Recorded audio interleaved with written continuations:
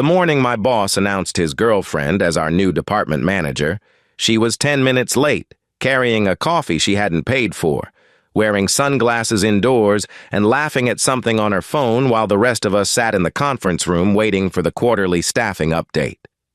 I remember all of that because I had spent the previous 3 weekends preparing the transition plan I thought was for me. Not hoped, thought. There is a difference, and I learned it the hard way. Hope is fragile. Hope leaves room for disappointment. Certainty is what knocks the air out of you when the floor gives way. At that point, I had been with the company for 8 years. I had survived 3 software migrations, 2 layoffs, 1 office relocation, an audit that nearly took us apart, and 4 different managers who all left with glowing comments about how indispensable I was. I knew the vendor contracts, the budget cycles, the client escalation procedures, and the ugly private history behind half the efficient systems people praised in leadership meetings. Most of those systems weren't efficient when I inherited them. They were disasters I cleaned up quietly, usually after someone with a nicer title broke them. I had trained nearly everyone in the department at one time or another. I had covered for maternity leave, medical leave, and sudden resignations. I had taken calls on holidays, fixed errors before dawn, stayed late without drama, and learned a long time ago that the people who run companies like to use words like loyalty when they mean convenience. Still, I believed this one would be mine. The position had been open for 6 weeks after our previous manager left for a director role at another firm. Everyone knew I was doing the job already. People came to me for approvals, explanations, damage control, and answers. Even Brian, my boss, had started saying things like, "Run it by Emma first," and "Emma knows the process better than anyone." My name is Emma, and for 8 years I made the mistake of thinking being the most useful person in the room would eventually matter more than being the most strategic person in the room. It was a Tuesday. Gray sky, bad office coffee, overactive air conditioning. I had on a navy sweater and the good notebook I only used when I thought something important might happen. I remember the notebook because I wrote the words "promotion meeting" at the top of the page before Brian came in. Then he walked in smiling in that careful way people smile when they think they're about to sell you something insulting and expect you to clap afterward. "Thanks for being here, everyone," he said, standing at the front of the room with too much energy for 9 in the morning. "I know we've all been eager to finalize the leadership transition." He glanced toward the door just as it opened. She walked in wearing cream heels that clicked across the tile, oversized sunglasses pushed up into her hair, and a white blazer so pristine it looked more expensive than my rent. She smelled like perfume and confidence. Not real confidence, the kind that comes from never having had to earn much. She slid into the chair beside Brian and flashed a smile around the room like she was arriving at brunch. "This," Brian said almost proudly, "is Chloe. Effective immediately, she'll be stepping into the department manager role." Something happened in the room then. Not a sound, exactly. More like a small collapse in the air, a shared blink, a collective private calculation. I knew who Chloe was. Everyone did. She had been around a few times for after-hours events, the holiday party, a summer happy hour. Once she had shown up at the office on a Friday around 4:30 and stood in Brian's doorway laughing while he ignored 3 people waiting for signatures. I had assumed she worked somewhere else. I had also assumed Brian had enough self-preservation not to pull something this blatant. That was my second mistake. Chloe gave us a little wave. "I know this is probably a surprise," she said, smiling wider, "but Brian and I thought it was the right time. Brian and I thought. Not leadership, not HR, not the executive team. Brian and I. I kept my face still, which is a skill I learned from my mother, who believed dignity was mostly a matter of muscle control. Do not let your mouth twitch. Do not let your eyes widen. Do not hand your feelings to people who would use them as entertainment."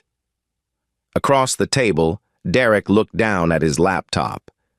Priya folded her hands very neatly. Sandra stared at the wall behind Brian as if she could leave through it. Brian launched into a speech about fresh perspective, team synergy, and leadership evolution. The kind of phrases managers use when they want you to stop listening to the meaning and just nod at the shape of the sentence. Chloe chimed in twice, once to say she was excited to optimize workflows, and once to say she believed in leading from a place of confidence and culture. Confidence and culture. She said it like it meant anything. Then Brian turned toward me, still smiling. And of course, he said, Emma has been a huge support during this transition. She'll be helping Chloe get fully up to speed on systems and team processes. The room stayed quiet. I looked at him. There are moments when humiliation is so clean, so professionally packaged, that nobody can object to it out loud. That was one of them. If he'd slapped me, someone might have gasped. If he'd shouted, someone might have stepped in. But this?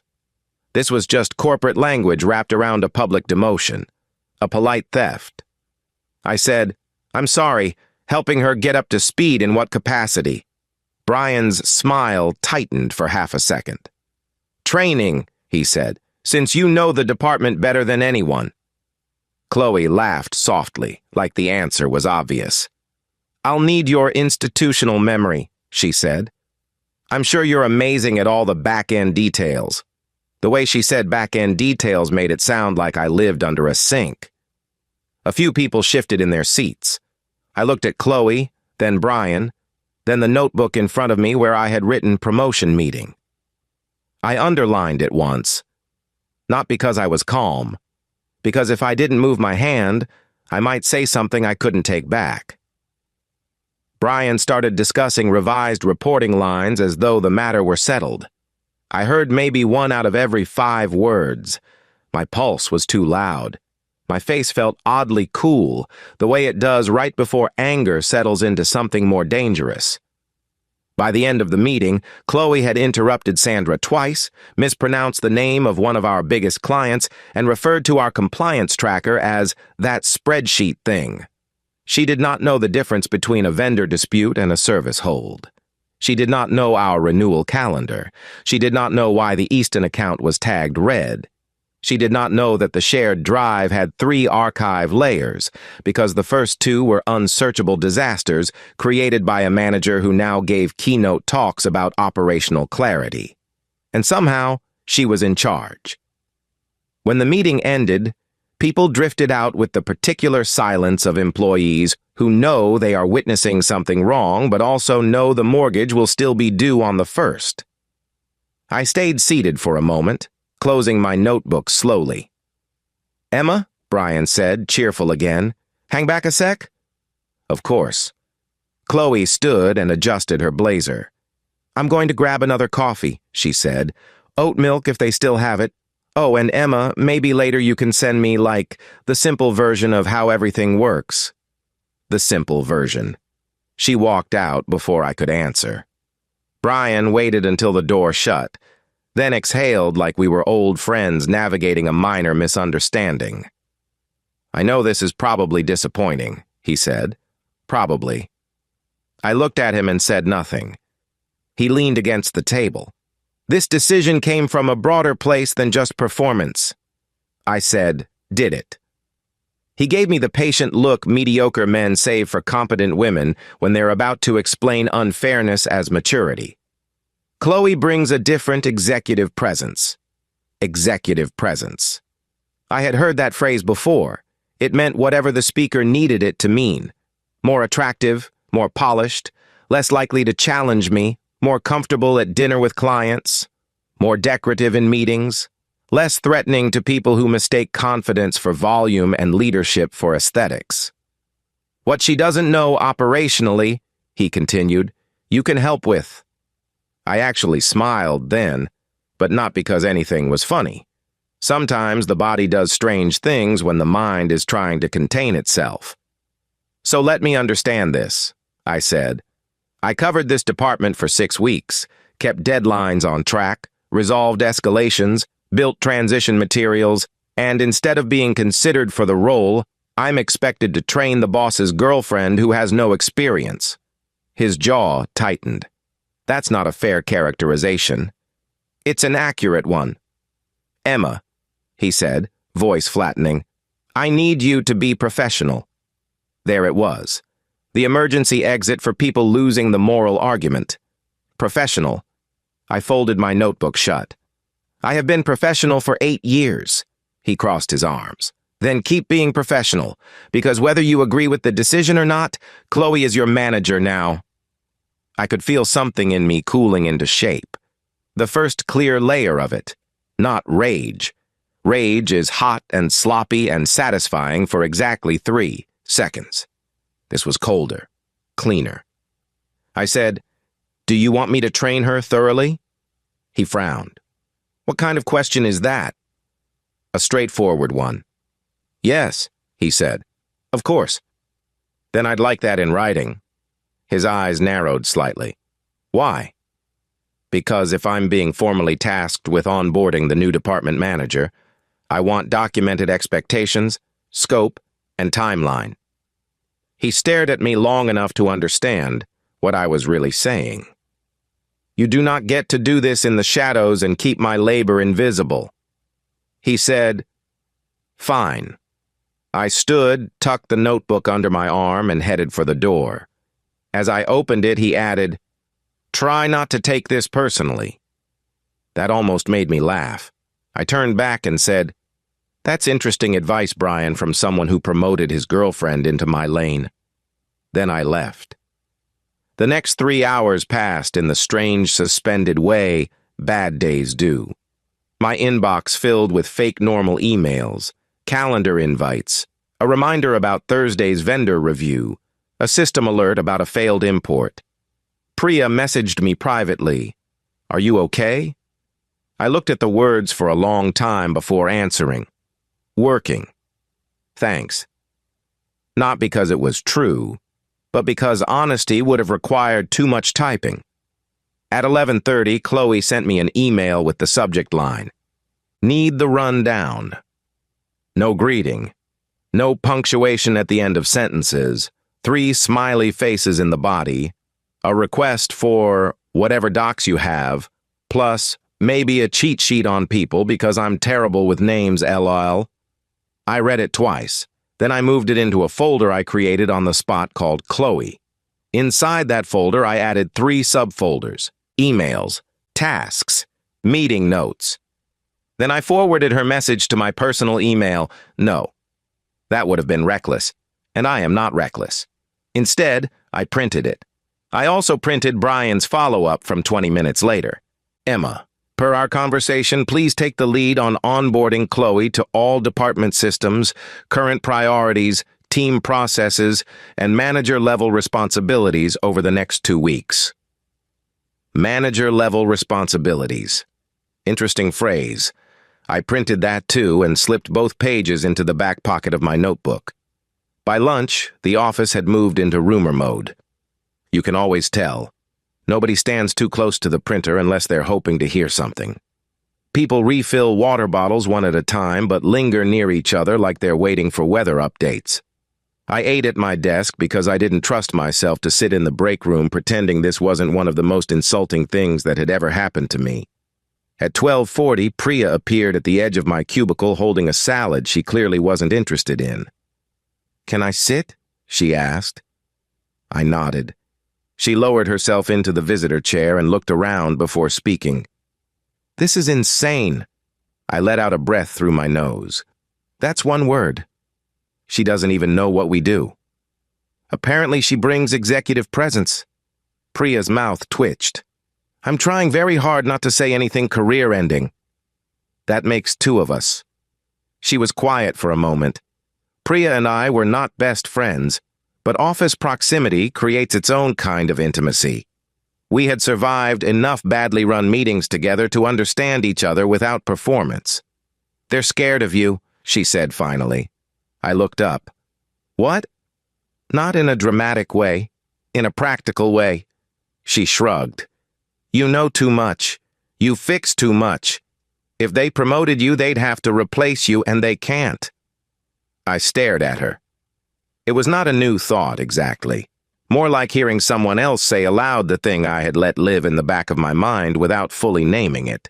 She picked at a crouton. And Chloe, she added, isn't there to lead. She's there to make Brian comfortable. That landed with ugly precision. I said, comfort is expensive. Priya nodded. Usually for everyone else. For the first time that day, I felt something close to steadiness. Not relief, not hope, just recognition. A clearer map of the terrain. The problem was bigger than a promotion. The promotion was only the visible part. This had happened because I had become too competent to reward and too useful to move. Brian wanted the appearance of leadership without losing the machine that did the work. Chloe wanted the status without the climb. The company wanted results, and as long as I kept producing them, nobody above Brian would look too closely. That thought stayed with me all afternoon. At 2, Chloe held her first team check-in. She sat at the head of the table like she'd always belonged there. Brian joined for the first 10 minutes, laughing too much at her jokes and nodding while she repeated points he had clearly fed her beforehand. Then he left, and she got looser. That was when the mocking started. Not openly enough to report, of course. Nothing clean, nothing usable. She was smarter than that, or maybe just naturally gifted at cruelty disguised as charm.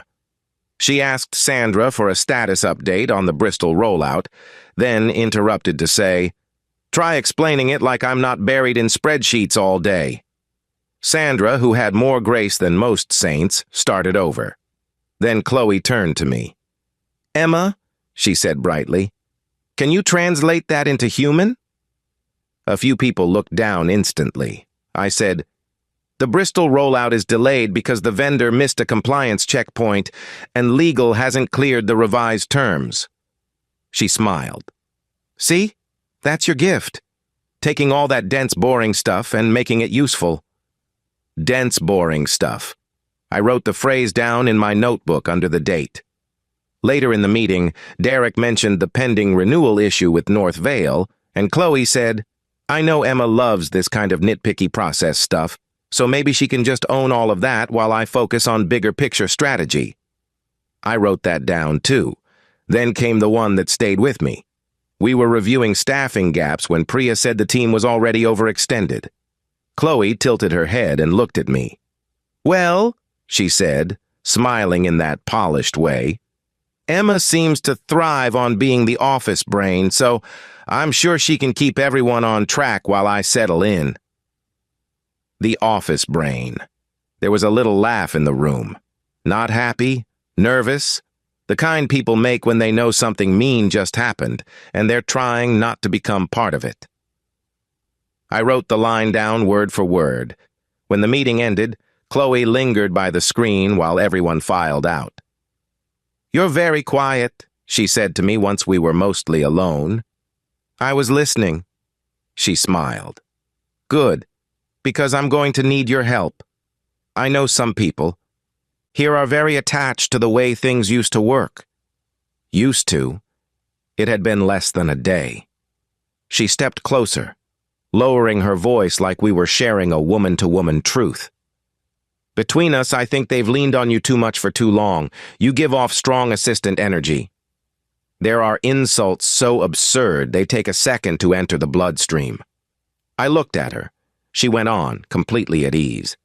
"That's not a bad thing. Every leader needs somebody like that. Detail-oriented, loyal, behind the scenes. Behind the scenes.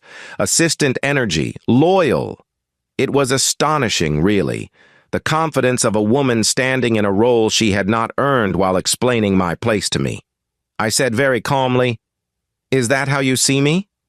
She shrugged. "I think it's how everyone sees you. You're the person who makes things happen for other people. That's valuable. Not everyone is meant to lead."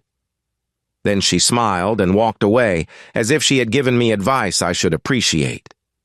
I stood there for a long moment after she left. There is a particular kind of anger that doesn't flare outward. It moves inward first. It gets very still. It starts rearranging furniture in the mind. It begins making lists.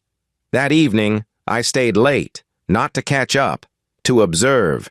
Who emailed Chloe first? Who copied Brian unnecessarily? Which approvals still routed through me because nobody had changed permissions? Which budget files only I knew how to interpret because the naming conventions were a decade old and half the notes lived in side comments? Which client relationships were stable and which were one careless sentence away from escalation? I did not sabotage anything. That is important. People like Brian assume there are only two responses to mistreatment: obedience or chaos. Keep smiling or blow everything up. They never see the third option coming: documentation, precision, patience. At 6:15, I opened a fresh page in my notebook and wrote 3 questions. What am I owed? What can be proven? What happens if I stop protecting people who don't deserve it? I looked at those questions for a long time. The office was mostly empty by then. The fluorescent lights hummed softly. Someone in sales was laughing too loudly 2 rows over. The cleaning crew had started in the far hallway, a vacuum murmuring in long, patient passes. I thought about every late night I had spent fixing other people's mistakes without asking for credit. I thought about being told I wasn't visible enough right after saving an account worth $500,000. I thought about how often women like Chloe rise by attaching themselves to power and then mocking the women who built the floor they stand on. I thought about Brian's face when I asked for the task in writing. And slowly, for the first time that day, I stopped feeling shocked. Shock is passive. It waits for reality to become less offensive. Understanding is active. By 7, I had made copies of the training schedule Brian requested, updated my own project tracker, and started a document called Manager Onboarding Record. It listed every topic I would be asked to teach Chloe: system access, staffing workflows, contract review thresholds, client escalation protocols, audit trails, vendor exception approvals, departmental budget controls, reporting cadence, performance review process, renewal calendar logic, archive structure, risk flags, and leadership responsibilities. If I was going to do this, I was going to do it in a way that created a full record of exactly what knowledge lived where and who depended on whom for it. Not because I intended to rescue her, because I intended to survive her. There's a difference. On my way out, I passed HR.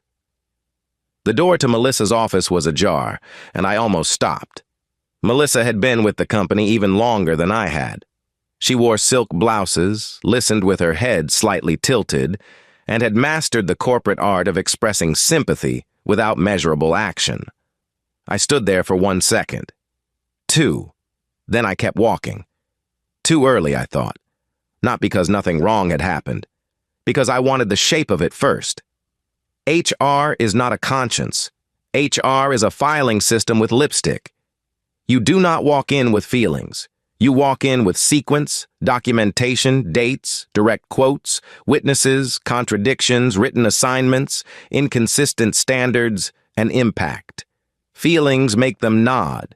Records make them nervous. The parking garage smelled like damp concrete and oil.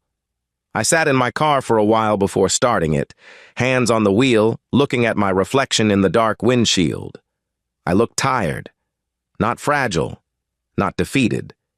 Just tired in that deep way that comes from seeing something clearly you had once worked very hard not to see.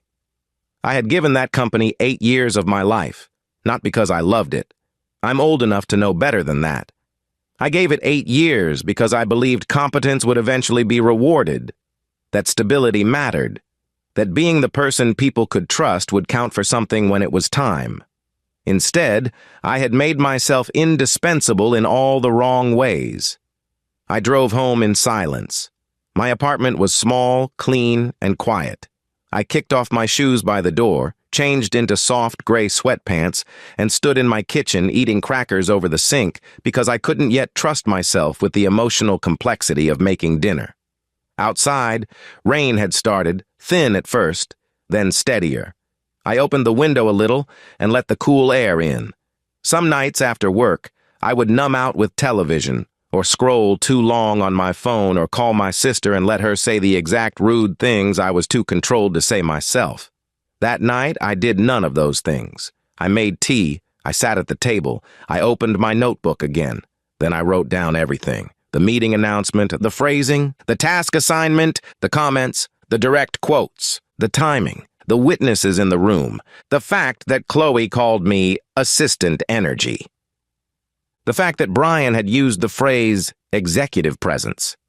The fact that the formal interview process had quietly vanished once Chloe entered the picture. The fact that nobody above him had spoken to me about the role, despite my having already been functioning in it. By the time I finished, I had 6 pages. I read them through twice. Then I circled one sentence I had written without thinking. This was never a promotion decision. It was an exposure event. The more I stared at it, the truer it felt. Because what had really happened that morning was not that I failed to get promoted. What happened was that Brian exposed how the company made decisions when nobody forced them to behave. He exposed what my labor meant to them. Chloe exposed what kind of person she was when handed unearned power. And the room exposed who would look away to protect themselves. That mattered, not just emotionally, strategically. The next morning I got in early. I always got in early, but this time I arrived with intention. At 8:03, Chloe emailed, "Morning! Can we do 9 to 11 for training? Start with the important stuff and skip anything too technical for now." I smiled at that. Skip anything too technical for now. As if management were a mood board and the technical pieces were optional. I replied, "Yes." We'll begin with approval structures, budget authority, escalation thresholds, and compliance obligations. Those are manager-level essentials. 2 minutes later, Lowell, maybe make it less overwhelming. I did not respond. At 9, she arrived with another expensive coffee, a tote bag large enough to carry an attitude problem, and a legal pad that remained mostly blank for the entire first hour. I took her through budget approval limits. She interrupted twice to ask if those numbers were flexible. I explained they were not. I showed her the escalation matrix for client disputes. She asked if she could just loop Brian in when something feels tense.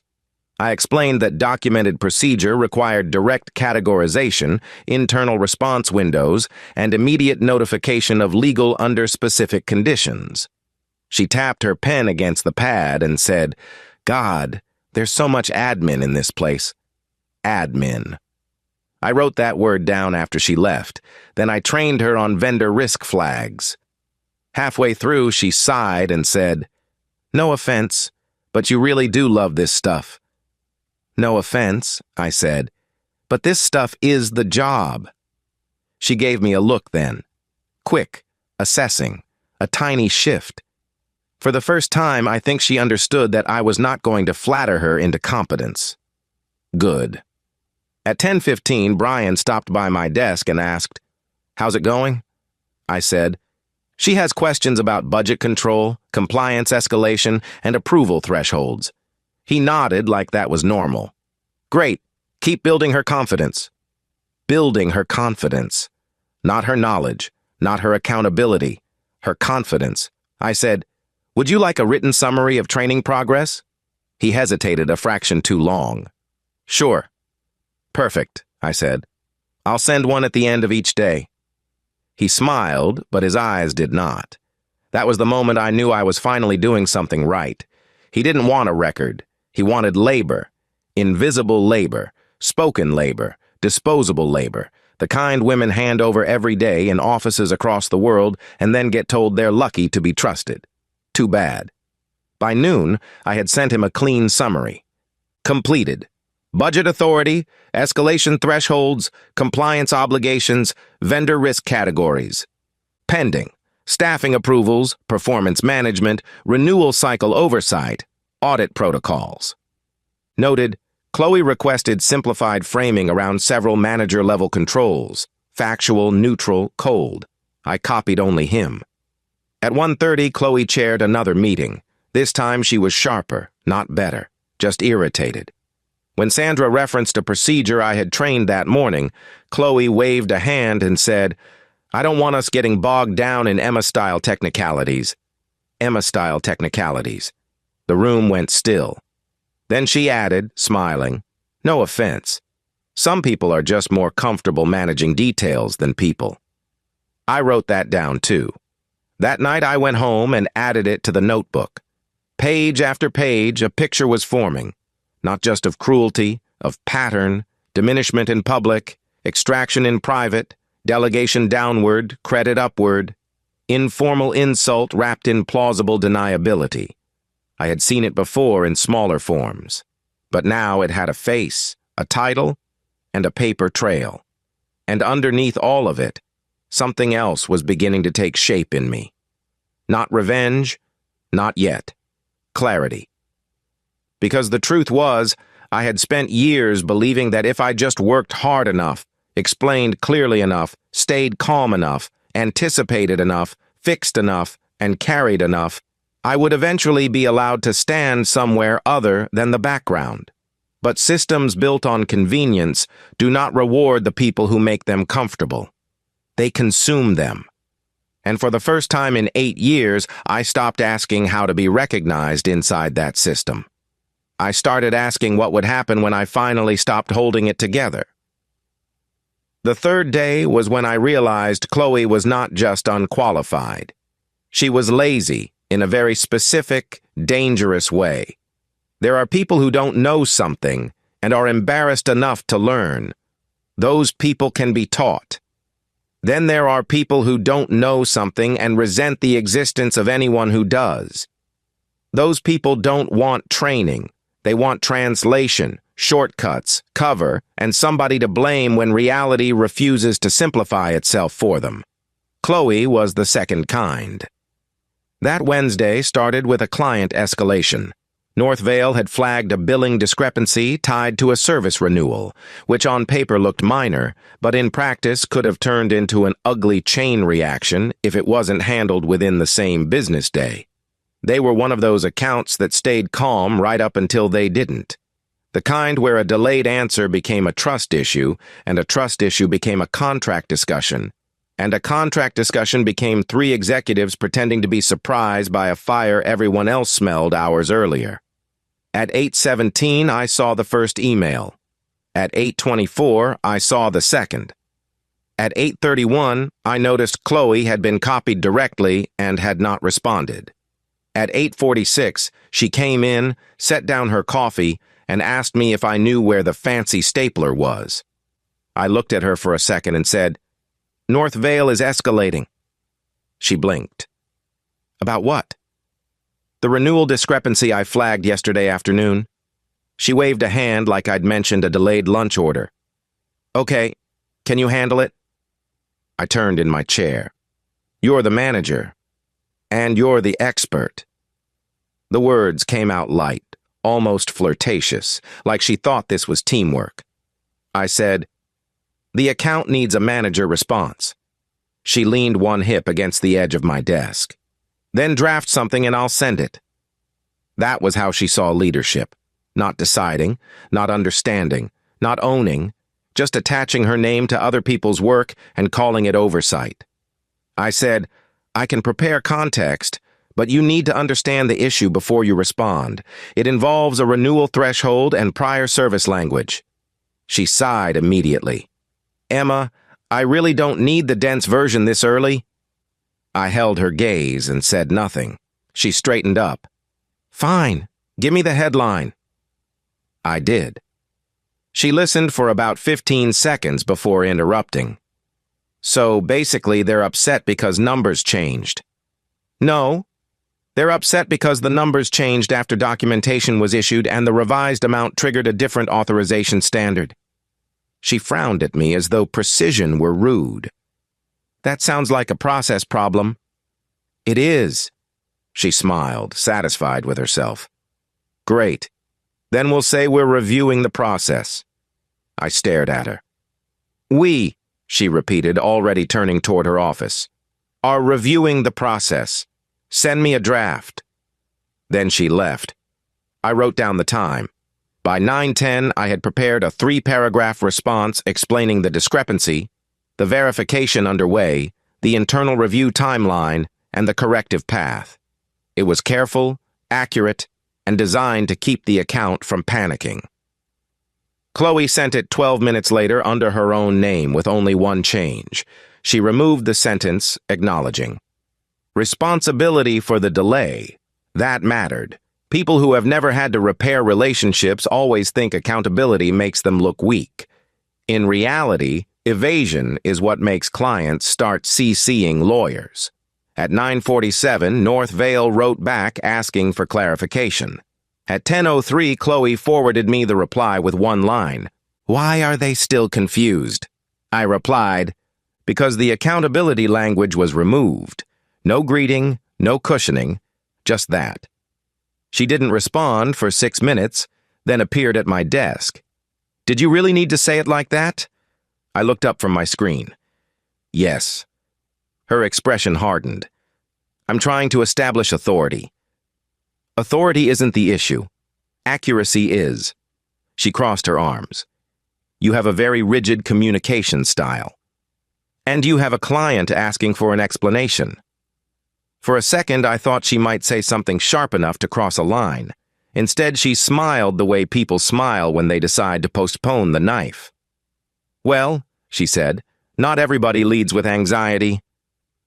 Then she walked away. I wrote that down too. Not everybody leads with anxiety. There's nothing quite like being insulted by someone whose incompetence you are actively containing. At 11, Brian called me into his office. He didn't ask if I had a moment. Men like Brian never do when they assume your time is already theirs. He shut the door behind me and gave me the disappointed manager face, which is just self-importance arranged into concern. "Chloe feels like you're being resistant." I sat down without being asked. "Resistant to what?" "To the transition." I almost smiled. "You mean resistant to doing her job for her quietly enough that she can pretend she already knows it?" His jaw shifted. "That's exactly the kind of attitude I'm talking about." "No," I said evenly. "The attitude you're talking about is probably the one where I refuse to let her send incomplete information to clients just because she thinks sounding confident is the same thing as being correct." He leaned back in his chair and steepled his fingers, which I'm sure he thought made him look thoughtful. It mostly made him look like a man in a webinar about leadership. "Emma, you are very good at operations." There it was again, the compliment used as containment. I said, "And?" "And not everyone has the same style. Chloe is more relational." I let that sit between us for a second. "Relational," I repeated. "Is that what we're calling being unprepared now?" His eyes narrowed. "Watch it." I looked at him calmly. "I have been watching it. Since Tuesday morning." He exhaled through his nose. "This is what I mean. Everything feels personal with you." That was almost interesting enough to distract me from how offensive it was. Everything feels personal with you. As if I were overreacting to a minor inconvenience instead of being publicly passed over, privately exploited, and professionally insulted by two people with less discipline than a shopping cart. I said, "You promoted your girlfriend over a qualified internal candidate, assigned that candidate to train her, and now you're in here telling me my reaction is the problem. She was the best fit." "For what?" His face closed. That silence told me more than any answer could have. He said, "You need to make this work." I said, "I am making it work. That's the issue." He stared at me.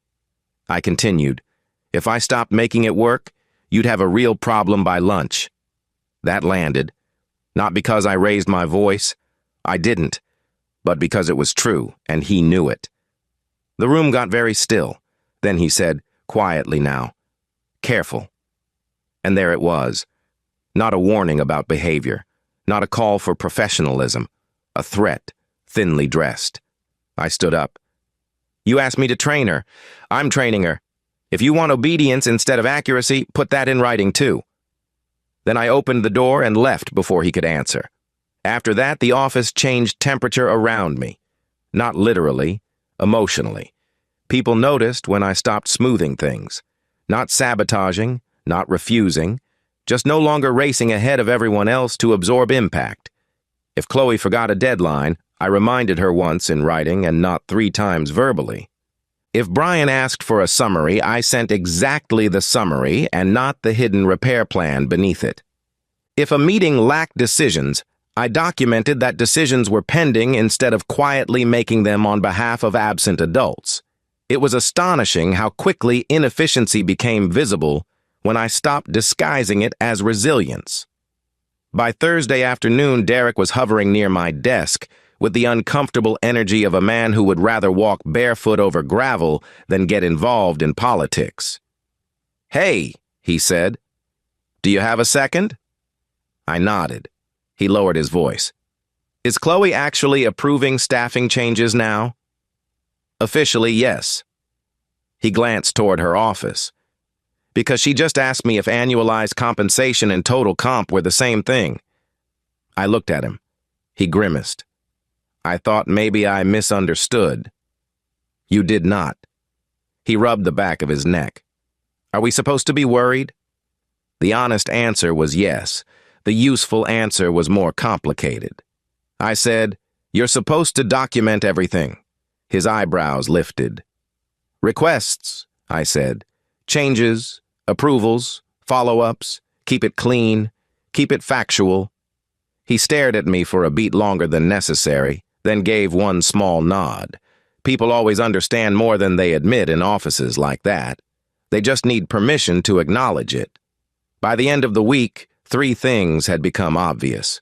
First, Chloe was already tired of learning. Second, Brian was starting to realize that promoting someone into management was a lot less fun when the actual job followed her into the room. Third, a quiet current had begun moving through the team. Not rebellion, recognition. Sandra started copying herself on every file she sent Chloe. Priya began asking for written confirmation on staffing priorities. Even Derek, who usually treated workplace conflict like an incoming meteor he hoped would hit someone else's desk, started forwarding meeting notes instead of relying on hallway conversations. The adults had begun fireproofing, and Chloe hated it. She wanted the title without the traceability, the power without the records, the ability to say, "I never said that," in a room full of people too uncertain or too dependent to challenge her. Documentation ruins that kind of person's whole aesthetic. The first real crack came Friday morning. We were in the weekly leadership sync, which until then had mostly been Brian speaking too much, while the rest of us pretended the spreadsheet on the screen was a collaborative event. Chloe was there beside him, legs crossed, pen clicking, expression bright with that particular brand of fake attentiveness people use when they don't understand half the conversation but believe their posture should compensate. About 30 minutes in, the finance director joined the call. His name was Martin, and he had the dry, exhausted manner of someone who had spent 20 years cleaning up other people's optimism. He wasn't dramatic, which made him dangerous, because when men like that ask a question, they usually already know the answer. He pulled up the budget variance report and said, "Can someone explain why the department entered projected contractor allocations without adjusted approval notes for Q3 rollover?" There was a pause. I knew the answer. Sandra knew the answer. Priya definitely knew the answer because I could see her eyes shift toward me and then away. Chloe spoke first. "We've been streamlining some of the process clutter," she said smoothly. "Process clutter." Martin blinked once. "That doesn't answer my question." Chloe smiled. "The team has historically relied on a very detailed workflow, and we're trying to move towards something more agile." More agile. Brian nodded like a man encouraging a toddler near a piano recital. Martin said, "Were the notes omitted intentionally?" Chloe hesitated. That half-second was all I needed, because I knew exactly what had happened. 2 days earlier, I had shown her the approval note structure, and explained why rollover allocations needed supporting comments when projected labor crossed certain thresholds. She had called it excessive, then told me she wanted to keep reports cleaner. I had explained the risk. She had shrugged. Now the finance director was asking why the notes weren't there. And everybody on that call knew I knew the answer. Chloe turned slightly toward me. "Emma, do you want to speak to the old process?" The old process. Not the required one, the old one. I folded my hands in front of me and said, "The approval notes were removed after I explained they were necessary for threshold tracking." Silence. Brian looked at me fast, too fast.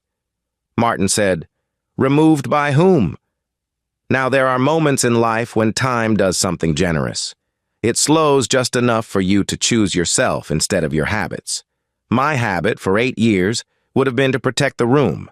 Smooth it over. Say there had been confusion, use passive language, offer a fix before blame could settle anywhere concrete. But I was tired of being useful in ways that erased me. So I said, "By Chloe." No emotion, no edge, just truth. Nobody spoke for 2 full seconds. Then Martin said, "Please restore them before end of day. We can't review projected labor without them." "Of course," Chloe said quickly, voice too bright. "If that level of detail is required, we can absolutely add it back." If that level of detail is required, as if reality were being terribly demanding. The call moved on, but the energy had changed. Brian barely spoke for the rest of it. Chloe clicked her pen harder. I wrote down the exchange in my notebook the moment the meeting ended. At 11:20, she appeared at my desk. "Can we talk?" I stood and followed her into one of the small glass meeting rooms, the kind designed to look transparent while amplifying every private discomfort inside them. She shut the door. I didn't appreciate that. I sat across from her. "Didn't appreciate what?" "The way you answered Martin." "I answered accurately." She leaned forward. "You embarrassed me." I looked at her for a moment and then said, "You mean in front of the same people you've been mocking me in front of all week?" Her mouth tightened. "I have not mocked you." I almost admired the audacity.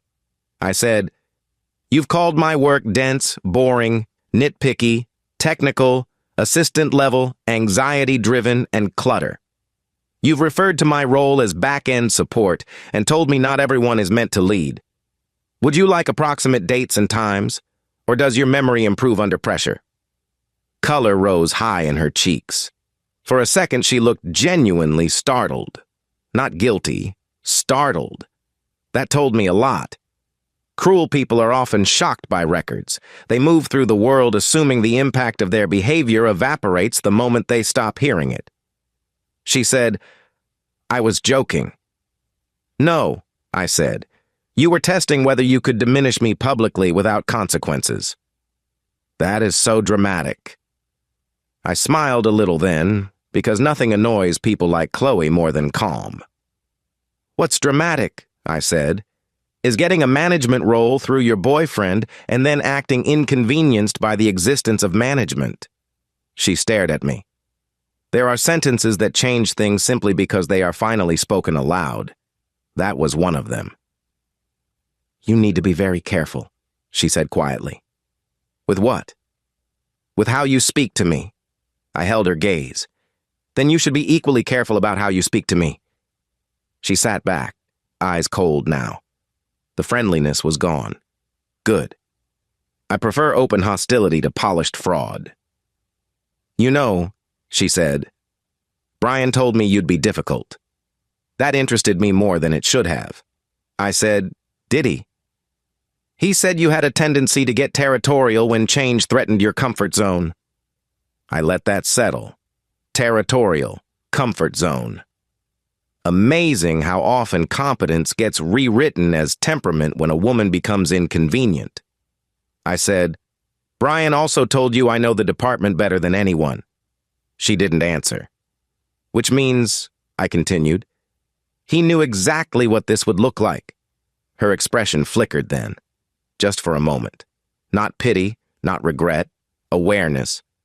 Maybe she was starting to understand that Brian had not only used me, he had used her too. Promoting a woman with no experience into a role over a competent insider is not protection. It is bait. It creates a shield, a scapegoat, and a spectacle all at once. If she succeeded, he looked generous. If she failed, she absorbed the fallout. Meanwhile, he still had me doing the work. That doesn't make her innocent, but it did make the structure uglier than even she seemed to realize. She stood. "Just send me the revised notes." I rose, too.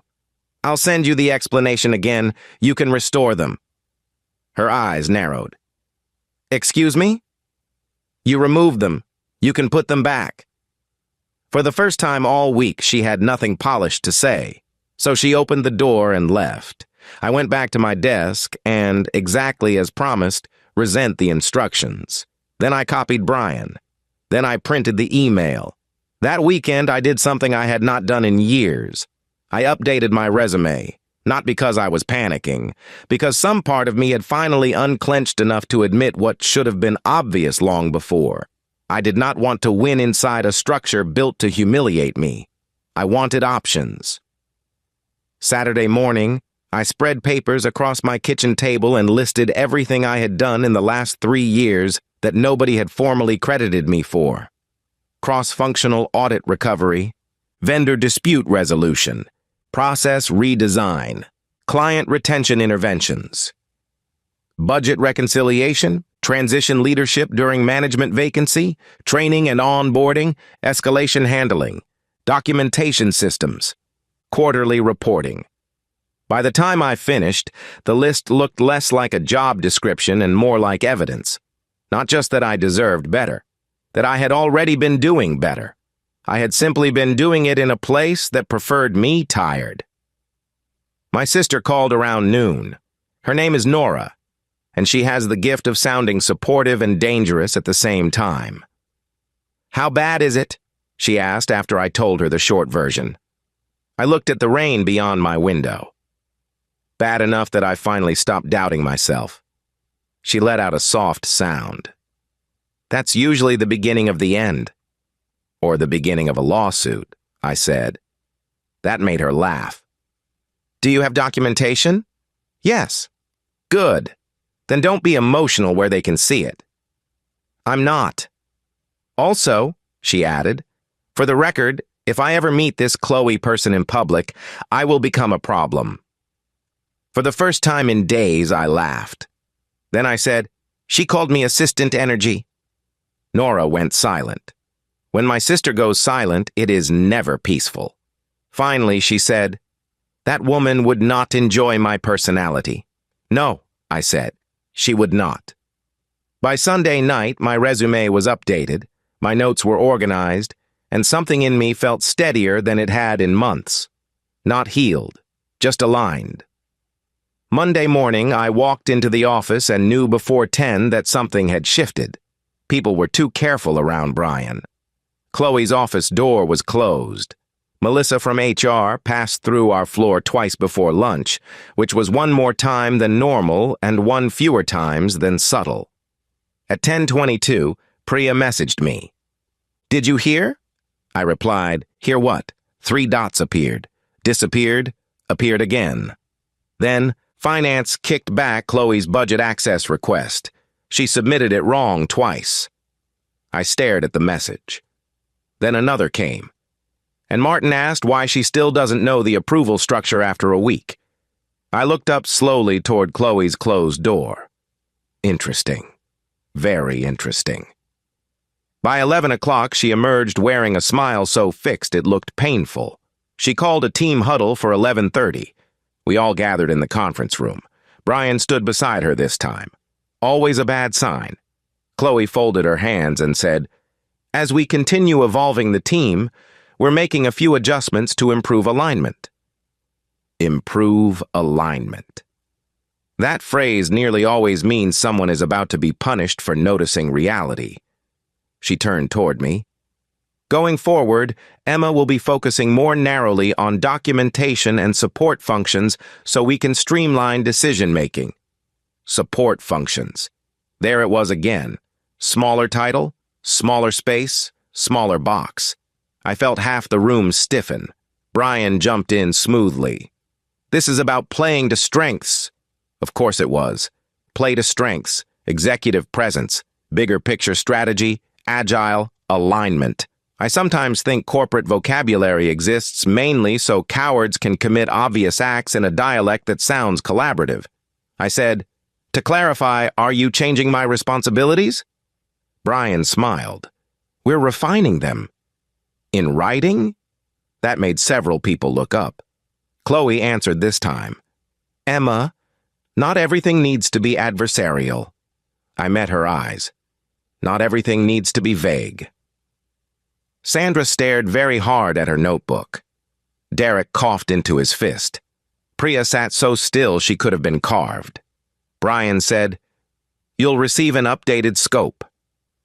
I nodded once. Great. The meeting ended 2 minutes later, but everyone felt it.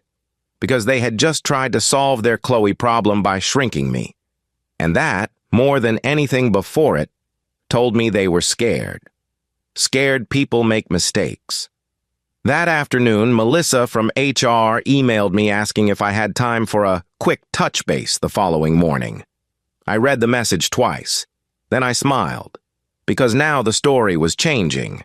Up until then, they had assumed I would keep absorbing things privately, keep being competent, keep being wounded in ways that stayed useful to them.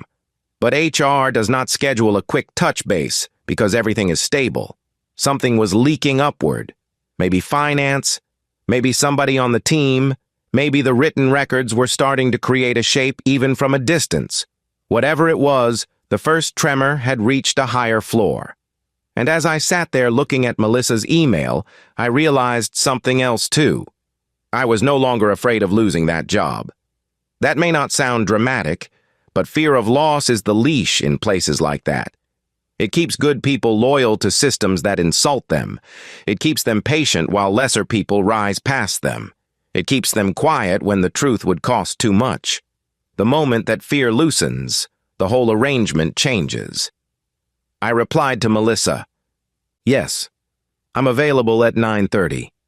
Then I opened my notebook, turned to a clean page and wrote, "They are starting to notice the smoke." At 9:26 the next morning, I walked into HR with a leather folder, a legal pad, and the kind of calm that only comes after you've been pushed past the point where panic is useful. Melissa's office looked exactly the way every HR office I've ever seen looks, intentionally soothing. Pale walls, framed abstract prints, 2 visitor chairs angled just slightly enough to imply collaboration, a small plant on the windowsill fighting for its life in artificial light, the room of a person whose job was to make difficult things sound manageable while deciding whether they were expensive. Melissa smiled when I came in. "Emma, thanks for making time." "Of course." I sat, put the folder on my lap, kept both hands relaxed. She closed the door gently and took her seat. I wanted to check in because there have been a few transitions recently, and whenever there's a leadership change, we try to make sure the team feels supported. That was such a polished opening, I almost admired it. We try to make sure the team feels supported. Not, we noticed something unusual. Not, there are concerns. Not, I hear your boss promoted his girlfriend and now she's calling you assistant energy in meetings. Just support. Generic, cushiony, legally moisturized support. I said, "I appreciate that." Melissa nodded. "How are you feeling about the new structure?" There are questions that sound open-ended but are actually traps for emotion.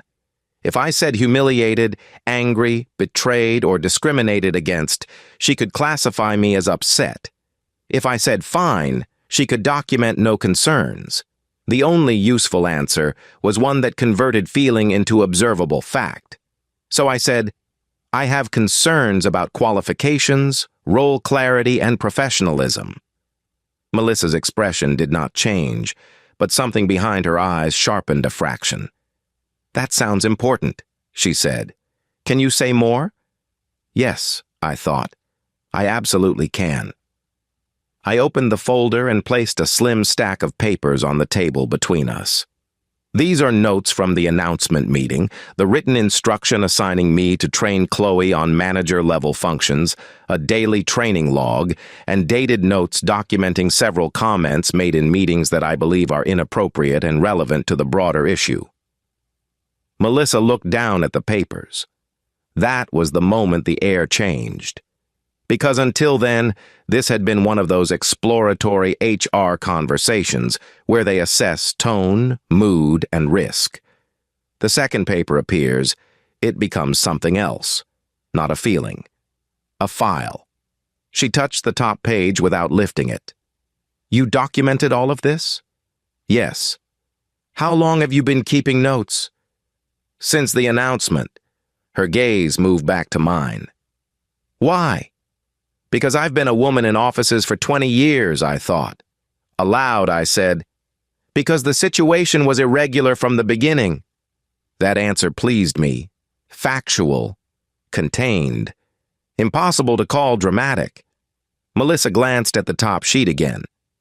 "Can you walk me through what you see as the core concern?" I folded my hands. A management role opened. I had been covering the responsibilities during the vacancy. I was not interviewed for the position. Instead, Brian announced that Chloe, who is his romantic partner, would be taking the role. In the same meeting, he assigned me to train her on the responsibilities I had already been performing. Since then, Chloe has repeatedly diminished my work in group settings and attempted to reduce my responsibilities without clear written structure. I also have concerns about whether required processes are being followed. Melissa was quiet for a moment. Then she said, "Just so I'm clear, are you alleging favoritism?" I looked at her. "I am stating that my boss promoted his girlfriend into a management role over a qualified internal employee and assigned that employee to train her." That landed exactly the way I meant it to. Melissa took a slow breath. "Have you raised these concerns directly with Brian?" "Yes." "How did he respond?" "He told me not to take it personally, said Chloe brought executive presence, and instructed me to keep being professional." Melissa made a note. I watched her pen move. "Did he acknowledge the relationship in connection with the decision?" "Not explicitly in that conversation. The relationship is widely known." Another note. "And Chloe's comments," Melissa said. "Can you give me an example?" I slid one page slightly forward. "She referred to my work as dense, boring stuff, said I gave off strong assistant energy, called my process concerns nitpicky, and said not everybody leads with anxiety. Those comments were made across multiple meetings and one private interaction," Melissa read silently. There is no sound quite like an HR person reading something they wish had stayed verbal. She asked, "Were any of these comments made in front of witnesses?" "Yes." "Do you know who?" "Yes." I did not volunteer names immediately. Not because I wanted to protect anyone, because I wanted to see whether she understood that names existed.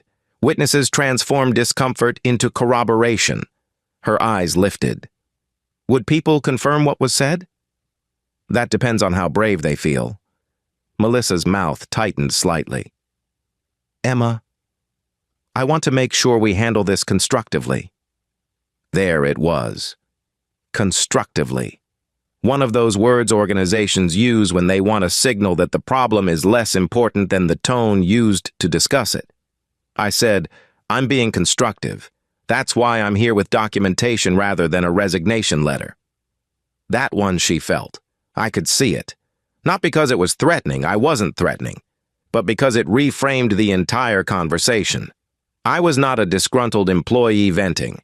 I was a stable, credible worker indicating that the cost of ignoring this might exceed the inconvenience of looking at it.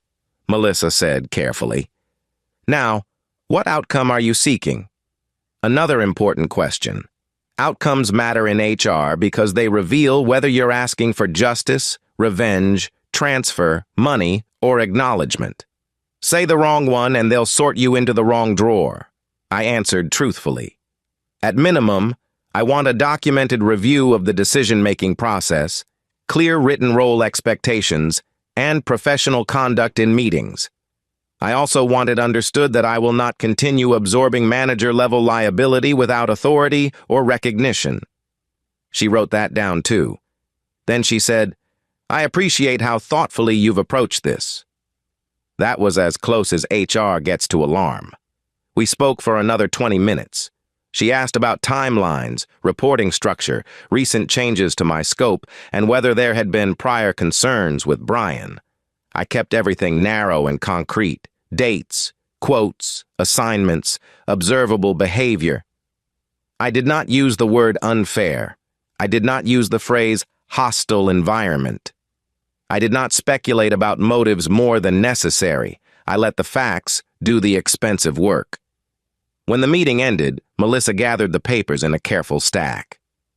"I'll need to review this," she said. "I expected that." "We may follow up."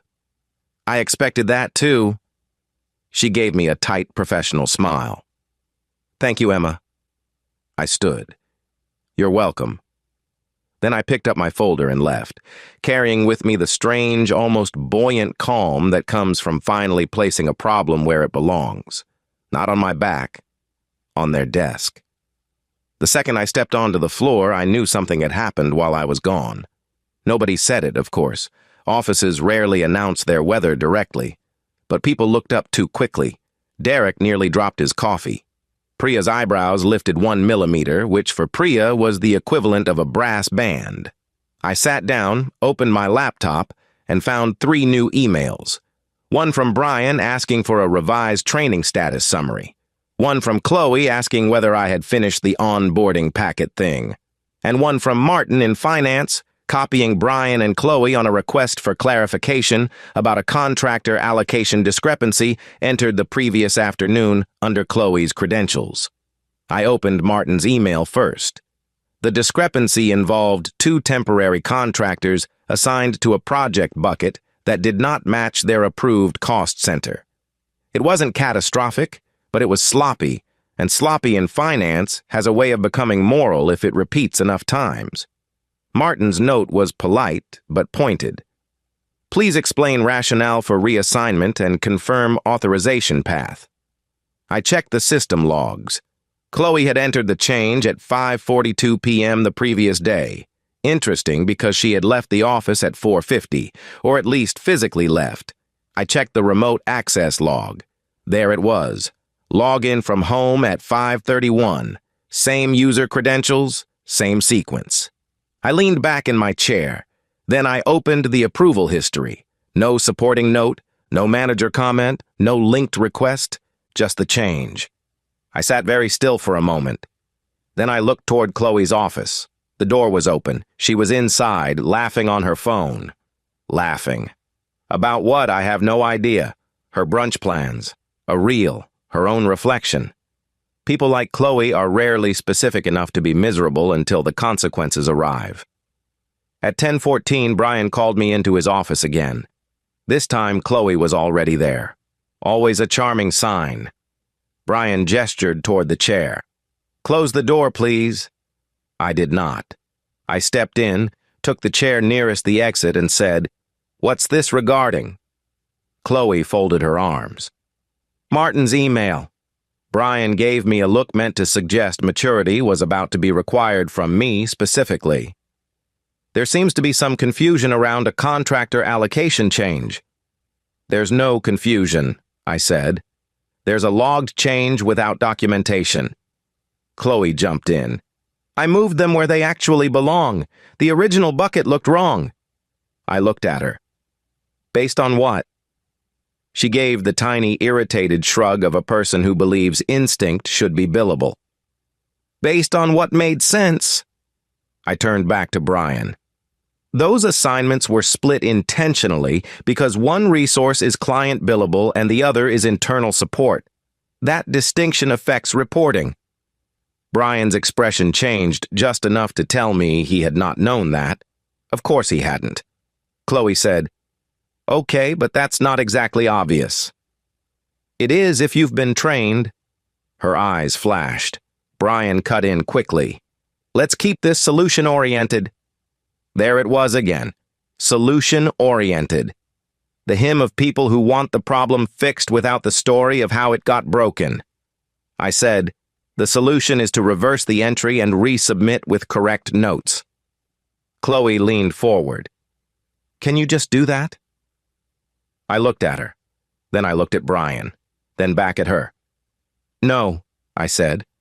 "It was entered under your credentials. You need to correct it." That silence that followed was one of the best silences of my life. Not because it was dramatic, because it was instructional. Brian spoke first. "Emma, if you know how to fix it—" "I do." "Then help her." "I already did, in training." Chloe's voice sharpened. "Why are you being so difficult over something this minor?" And there it was. Minor. Always minor when someone else is expected to absorb the risk. I said, "Because if I fix manager-level errors under your login, I become accountable for decisions I did not make." Brian rubbed his forehead. "Nobody is asking you to be accountable." I held his gaze. That is exactly what happens when unlogged corrections start moving through me. He knew I was right. He also hated that I was saying it in front of Chloe. She snapped, "This is ridiculous." "No," I said quietly. "This is traceability." For a second, I thought she might actually lose control. Instead, she stood up too fast, grabbed the back of her chair and said, "Fine. Show me where the note goes." I remained seated. "I'll forward the instructions," I said. Her face went red. Brian stepped in before she could speak. "Emma, just stay and walk her through it." I looked at him. "Please send that request in writing." That did it. His expression changed from frustrated to cold. "You know," he said, "there's a difference between protecting yourself and being obstructive." I smiled faintly. "There's also a difference between training someone and cleaning up after them." Chloe made a disgusted sound. "She does this. She makes everything into a courtroom." I stood then. "No," I said, looking at both of them. "I make everything into a record, because the two of you keep trying to turn my work into vapor." Then I opened the door and walked out. The floor was quiet in the way only office floors get quiet when people have been pretending not to listen. I sat down, forwarded the written correction steps to Chloe, copied Brian, and returned to work. At 11:02, Martin sent a follow-up asking for confirmation that the cost center issue would be corrected before the afternoon reporting cycle. At 11:07, Chloe replied all, "We're looking into it." We. I did not respond. At 11:11, Martin wrote back, "Please confirm specific owner." That almost made me laugh. He was getting sharper. Brian answered this time, "Chloe will correct and resubmit." I read that line twice, then once more, and slowly the tiniest smile arrived, because now I had it. Not because the correction mattered that much on its own, because Brian had finally put in writing that Chloe owned a manager-level action and would correct it herself, which meant the ongoing pattern of trying to root her liability through me had hit resistance strong enough that even he had momentarily adjusted. Paper trails do not need to be dramatic. They just need to accumulate. Around 1 o'clock, Priya stopped by with a question she definitely did not need my desk to ask. "How was HR?" I looked up. "Productive." She nodded once. "Good." Then quieter. "Sandra heard Chloe crying in the bathroom." That was unexpected enough to register as almost human. "Really?" Priya's expression stayed neutral. "Apparently, she said everyone here is undermining her." I sat back. There it was, the classic inversion. People like Chloe can humiliate, diminish, skip process, and coast on borrowed authority for days, but the moment facts stop yielding to them, they experience reality as persecution. I said, reality has poor bedside manners. Priya's mouth twitched. Then she said, "Melissa talked to Sandra. Today? 10 minutes ago?" I nodded. "Anyone else?" "Derek." Interesting. Very interesting. By 3, the cost center error had been corrected. Poorly, but corrected. Chloe's note read, "Adjusted assignment based on internal clarification." Internal clarification. Not wrong, not sufficient, not especially bright, but enough to get the cycle through. Then, at 3:26, the real mistake happened. It came in the form of an email Chloe should never have sent. It landed in my inbox because she copied me without thinking. Not copied. Auto-completed, more likely. One of those stupid, delicious accidents people create when they're careless under pressure. The message went to Brian. Subject line, "Emma Body. She's trying to make me look incompetent on purpose. You said she'd be manageable if I had the title. I can't keep doing this if she's going to weaponize every little thing. Maybe it's time to move her out of the way like we discussed." I read it once, then again. Then I looked at the CC line to confirm I was not hallucinating. My name sat there plainly, impossibly, magnificently. Emma Hartwell. For one full second, my brain went silent. Then everything inside me became very, very clear. Because some gifts arrive so wrapped in malice they almost look divine. Move her out of the way like we discussed. You said she'd be manageable if I had the title. I could feel my pulse in my throat now, but not from panic, from impact, from the blunt force of being handed, accidentally, the sentence underneath all the other sentences. There it was, the truth with its makeup off. I did not move immediately. That part matters. When people receive explosive information, they tend to act from adrenaline. Forward too fast, confront too soon, type emotionally, call the wrong person, create a second story on top of the first story. I did none of that. I locked my screen, stood up, walked to the restroom, entered an empty stall, sat on the closed lid and breathed. In for 4, out for 6, again. Then I unlocked my phone and wrote exactly 3 lines in my notes app. 3:26 p.m. Chloe email copied to me. Key phrases, manageable if I had the title. Move her out of the way like we discussed. Do not react emotionally. I stayed there for maybe 90 seconds more. Then I returned to my desk. The email was still there, of course. Real, intact, hideous. No recall notice yet. I clicked into it and read the headers. Standard internal message. Nothing fancy. Nothing ambiguous. At 3:29, it disappeared from my inbox. Recall attempt. Too late. I leaned back slowly. Across the floor, Chloe's office door was shut. Brian's was too, so they knew. Good. At 3:31, a chat from Brian appeared. Come to my office. I stared at it. Then I typed, please let me know the purpose. 3 dots appeared, stopped, appeared again. Finally, need to discuss misdirected email. I almost admired the phrasing, misdirected email. As if the problem were navigation. I replied, please include HR. Then I stood, picked up my folder, and walked straight past his office to Melissa's. Her assistant wasn't there. The door was half open. Melissa looked up when I knocked lightly. Emma? I need a moment now.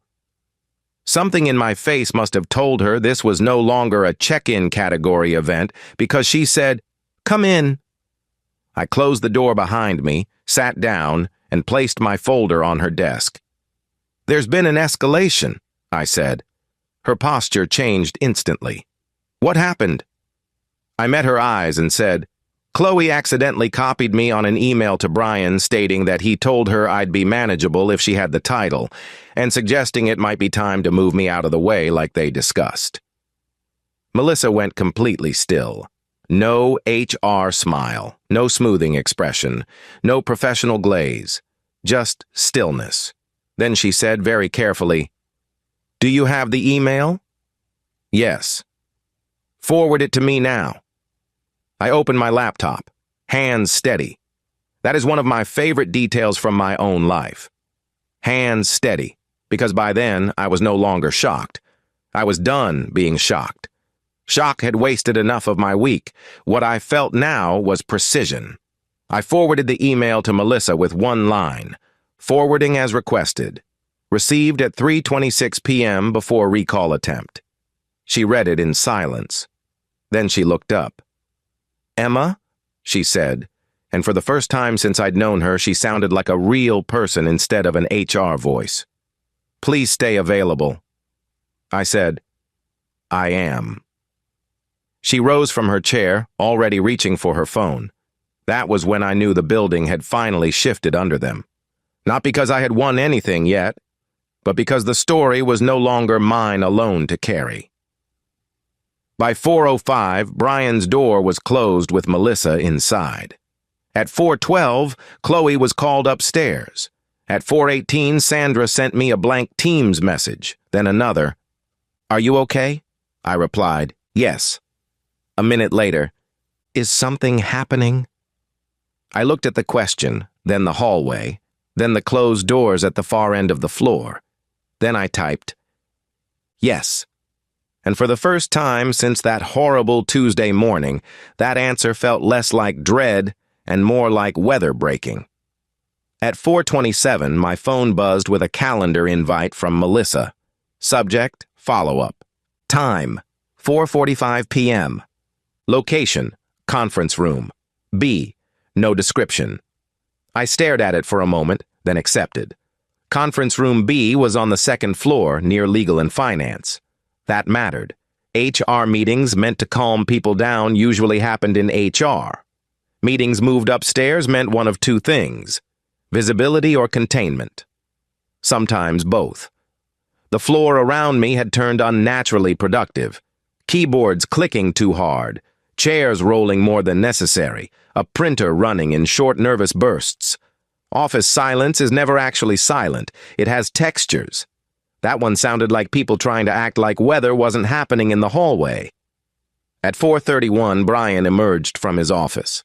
He did not look at me. That interested me. Usually men like him cannot resist eye contact after a confrontation. They want to measure how much you know, how angry you are, how far they can still push charm. But he kept his gaze fixed ahead and walked toward the elevators with the stiff, overly controlled pace of someone trying to outrun a sentence already attached to his ankle. 2 minutes later, Chloe came out of the stairwell. Her mascara was slightly smudged. Not much. Just enough to tell me that whatever she'd done in the bathroom had not restored the version of herself she usually wore to the office. She went into her office, shut the door, and stayed there until 4:43. Then my laptop chimed with another email from Melissa. Please bring any relevant notes regarding role changes, training expectations, and public comments made by Chloe. I actually smiled, because that meant Melissa was no longer fact-finding in the abstract. She was building chronology. I gathered my folder, my notebook, and the training logs. Then I walked upstairs.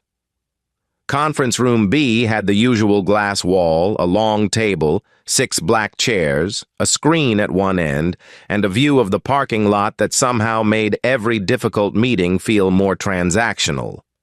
Melissa was already there. So was a man from legal I had only met twice before, named Aaron, whose whole face looked like it had been trained never to reveal whether he believed anyone in the room was telling the truth. Interesting. Very interesting.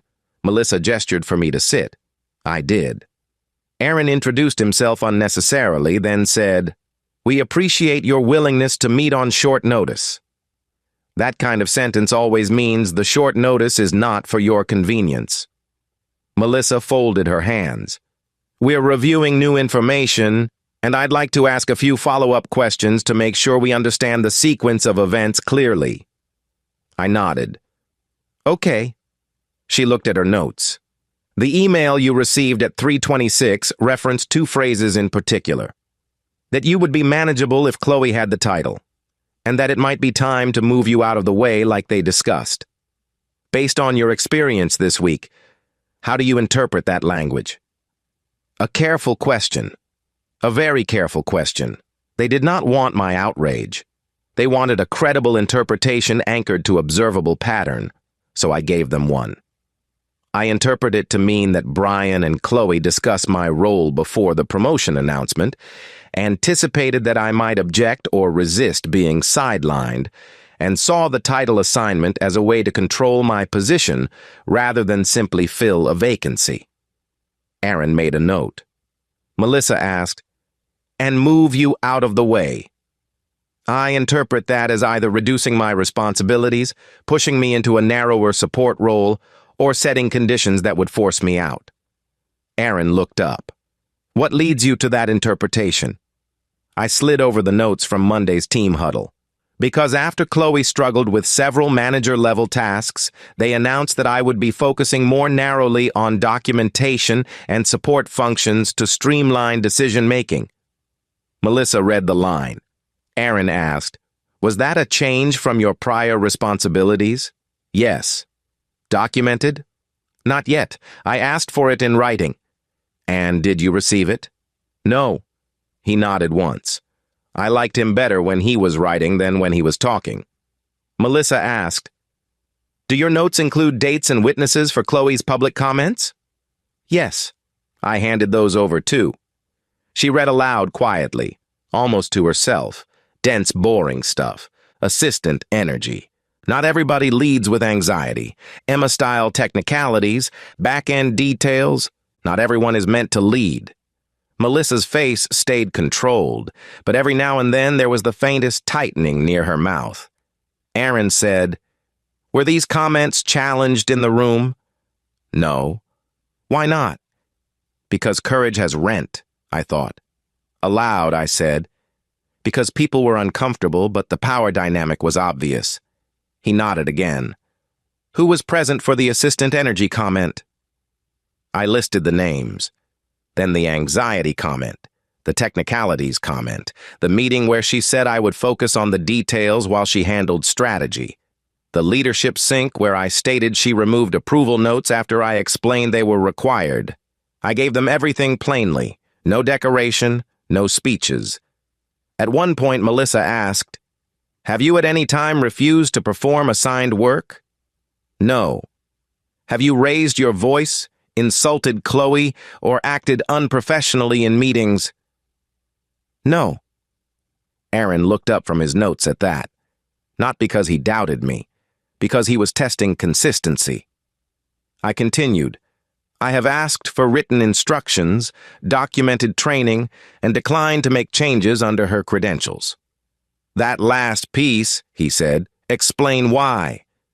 "Because I was being asked informally to correct manager-level errors in ways that would blur accountability." That one he liked. I could tell. The meeting lasted 37 minutes. At the end, Melissa gathered the documents into a structured stack, not the casual pile from that morning. Aaron capped his pen and said, "We may need additional follow-up, but this is helpful." Helpful. Again, corporate language has always fascinated me. Nothing terrifies an organization like a helpful employee with dates. As I stood to leave, Melissa said, "For now, please do not discuss the email or this meeting with other employees." I looked at her for a second.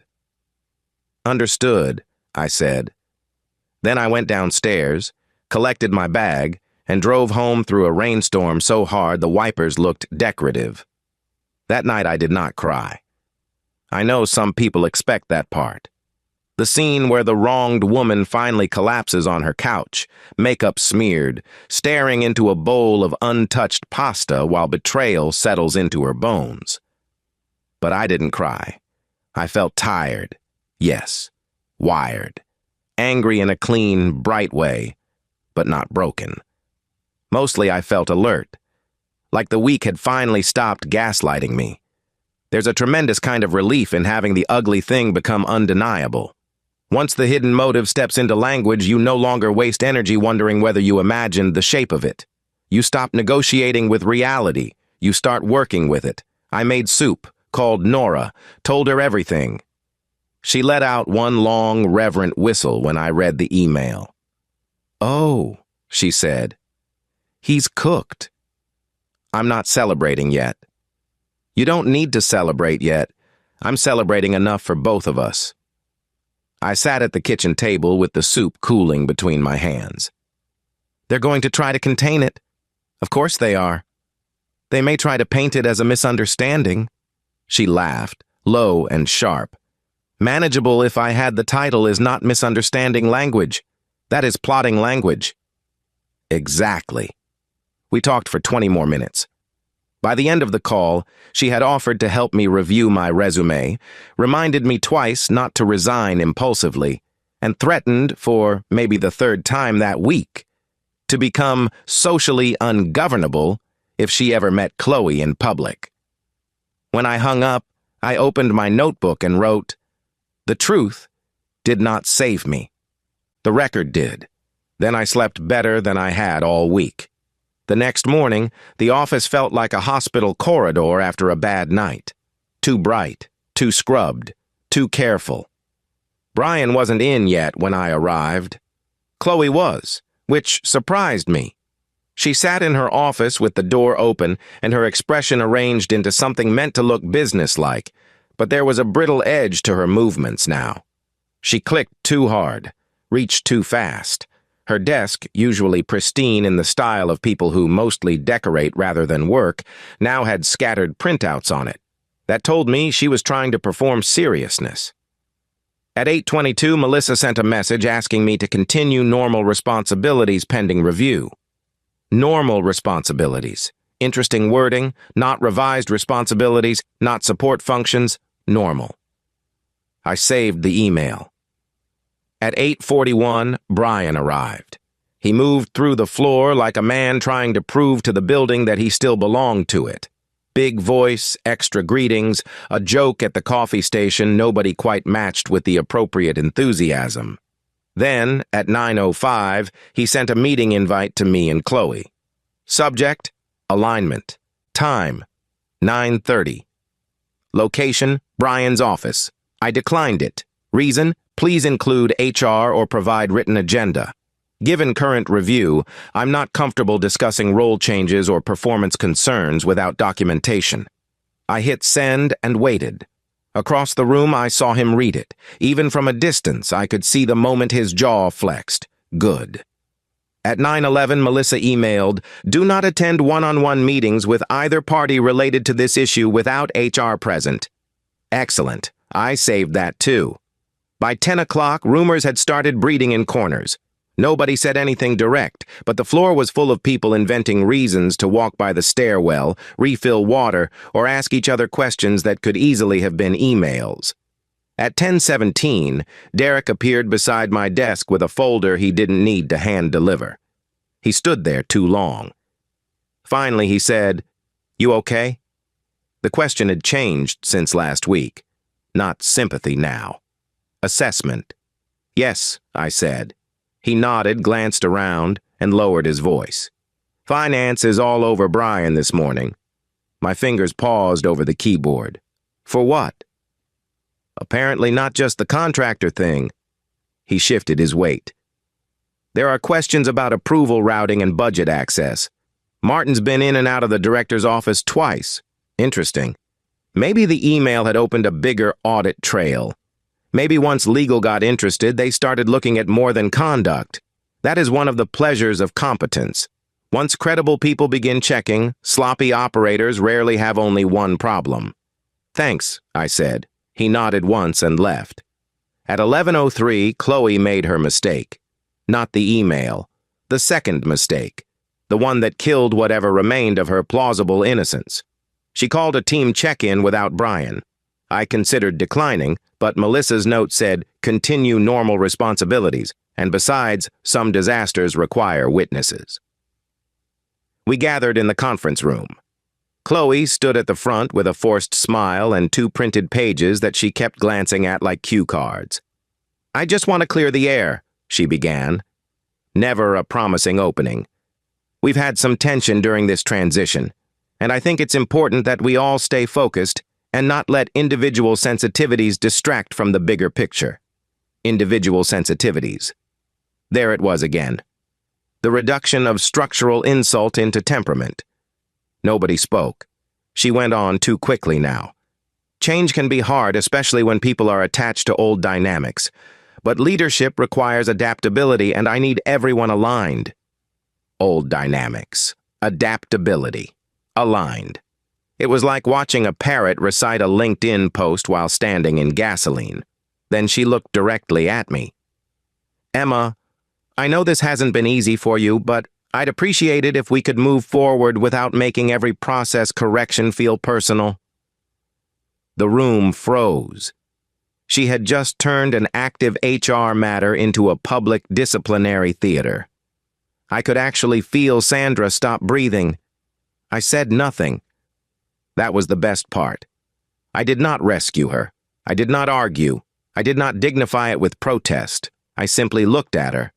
And in that silence, everybody in the room had space to fully experience how inappropriate what she had just done was. Chloe smiled too brightly. Great. So with that spirit, I'd like Emma to take point on the revised documentation structure and keep questions from bottlenecking leadership. There it was. Move her out of the way, translated into org chart language. I closed my notebook. Then I stood.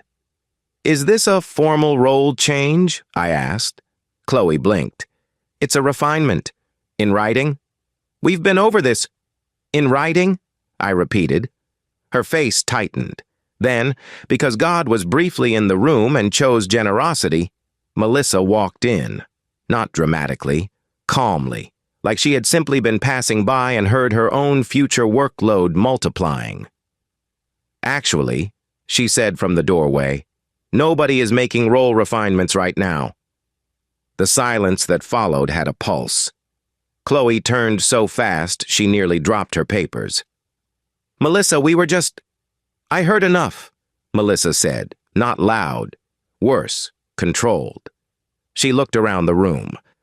Everyone except Chloe and Emma, thank you. Back to work. People left in a hush so complete it bordered on sacred. I stayed standing until Melissa nodded once, almost imperceptibly, and said, Emma, you too. I went back to my desk with my heart beating hard enough to feel it in my wrists. By 11:26, Chloe was upstairs again. At 11:34, Brian followed. At 11:39, Priya messaged me. What was that? I stared at the screen, then replied, a bad decision. She answered, that felt like watching someone step on a rake twice. I almost laughed. Almost. The rest of the day moved in fragments. Melissa interviewed Sandra, then Priya, then, to my surprise, Martin from finance. At one point, Aaron from legal crossed our floor carrying a binder. I watched him disappear into the executive wing and thought, now they are not just discussing behavior. They are verifying systems. At 2:15, I got an email from Melissa. Please continue documenting any interactions relevant to role scope or conduct. Also, effective immediately, no further training sessions are required from you at this time. I read that twice. Then once more. No further training sessions are required. A very elegant sentence. Not because it acknowledged wrongdoing directly, because it severed the labor pipeline. The company had finally recognized that requiring me to keep training the woman who was helping scheme against me was, at minimum, a little too cinematic to defend. That afternoon, I worked quietly. Very quietly. You would think that after something like that, I would feel triumph. But triumph wasn't the right word. It was more like decompression. Like a muscle I'd kept clenched for years had started releasing in layers, and each layer hurt on the way out. Around 3, my phone buzzed. Nora. I answered softly. Hey. How bad? I stared at the spreadsheet open on my screen. Better for me, worse for them. That's my favorite ratio. I smiled despite myself. We talked for 5 minutes. I gave her the short version of the interrupted meeting. She made a choking sound when I repeated Chloe's line about individual sensitivities. That woman is allergic to shame, she said. She's finally developing a reaction. When I hung up, I noticed Chloe's office was empty. At 4:15, an email went out from Brian to the department. Subject, Interim Reporting Structure Body. Team, while we review and stabilize current workflows, all department approvals and escalations should be routed directly through me effective immediately. Please continue collaborating professionally and direct any process questions to Emma for documentation guidance only. Additional updates to follow. I read it 3 times. Then I leaned back slowly. There it was, the first public retreat. Not an apology, not accountability, not even honesty. But he had effectively pulled Chloe's authority without naming it. Routed approvals back to himself, reduced her visibility, tried to rebox me as documentation guidance only. It was sloppy, reactive, and transparent. And it told me 2 crucial things. First, he was trying to save himself before the review concluded. Second, he still believed he could control the narrative by writing fast enough. He was wrong, because 30 minutes later, the second department-wide email arrived. This one from HR. Subject, Department Process Update. Body, effective immediately. Any questions related to management assignments, role scope, or department reporting should be directed to HR during the current review period. Employees are reminded not to make unofficial changes to job responsibilities, reporting expectations, or approval processes without formal written communication. I read that one and actually closed my eyes for a second. Not because it was beautiful, because it was devastating. Unofficial changes to job responsibilities, that was HR language for, we saw what you were doing, and now it exists outside your control. Across the room, Brian's office door shut, hard. No one turned to look, but everyone heard it. At 4:58, Melissa asked me to stop by before I left. This time her office door was closed when I arrived. She looked tired, not sympathetic, not warm, just tired in the way people do when they've spent all day discovering that what they hoped was a contained mess is actually braided into several systems and one very stupid email. She gestured for me to sit. I did. She said, "I can't share details of the review, but I do want to let you know your documentation has been helpful." Helpful again. This time it sounded almost respectful. I said, "Understood." She folded her hands. "For the remainder of this week, please report any problematic interactions immediately. You will not be expected to meet privately with Chloe or train her further. If there are role questions, those will go through HR." I nodded. Then she added, "You did the right thing by documenting early." That was the closest thing to validation I was going to get, and under the circumstances, it was enough. I stood to leave, but before I reached the door, she said, "Emma." I turned. She hesitated. "I know this week has been difficult." For the first time, there was no corporate glaze on the sentence. Just a person acknowledging another person had been dragged through something ugly. I said yes. Then I went home. On the drive back, the sky was clear for the first time in days. Not sunny, just clear. Cold blue, thin light, trees black against the evening. I rolled the window down at a red light and let the air hit my face. I did not realize until then how long I had been bracing for impact. When I got home, I didn't go straight to the kitchen. I sat on the couch in the dark for a minute with my bag still on my shoulder, and very quietly, almost without warning, I cried. Not dramatically, not for long. Just enough to release the humiliation of that first meeting, the exhaustion of being doubted, the insult of training someone who mocked me, the ridiculousness of being called manageable like I was some office appliance with an attitude setting. Then I wiped my face, got up, made pasta, and opened my laptop. Not to ruminate, to apply for 3 jobs.